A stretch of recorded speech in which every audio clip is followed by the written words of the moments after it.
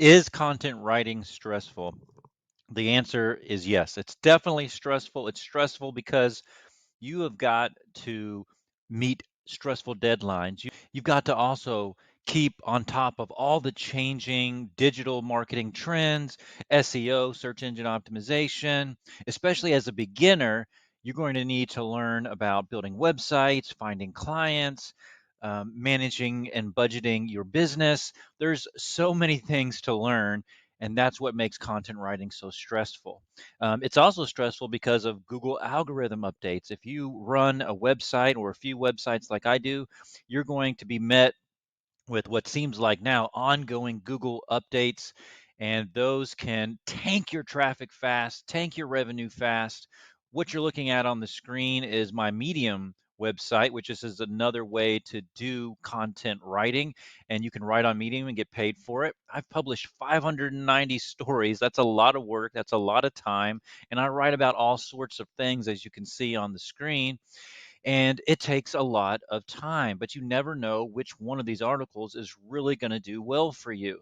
There's patterns as you look at your analytics and your stats, but it's stressful not knowing how much money you're going to make month to month on Medium or on your own websites.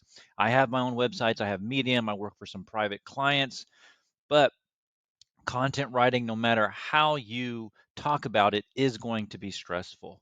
Now, it's stressful, especially for beginners who have to learn all of these things and have to have the patience, time, and effort and dedication to build a clientele, to build a website, to start making money on platforms like Medium, on their own blogs. There's just a lot to it. Is it always stressful?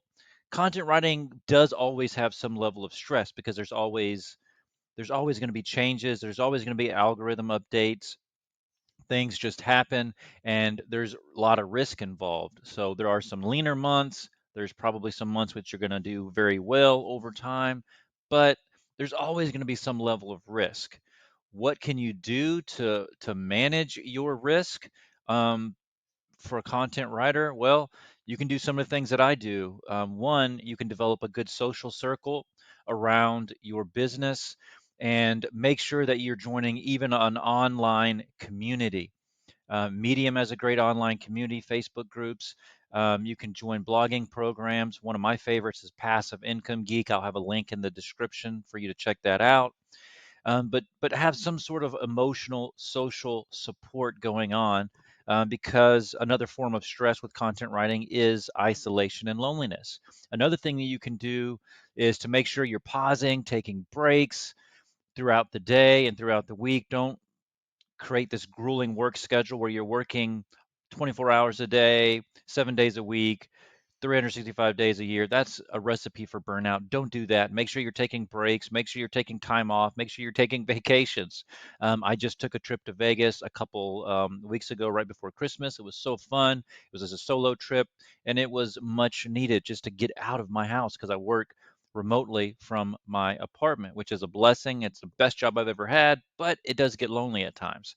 So I took that trip. Make sure that you're doing what you can, even if it's just a staycation in your town. Just go be a tourist in your own hometown.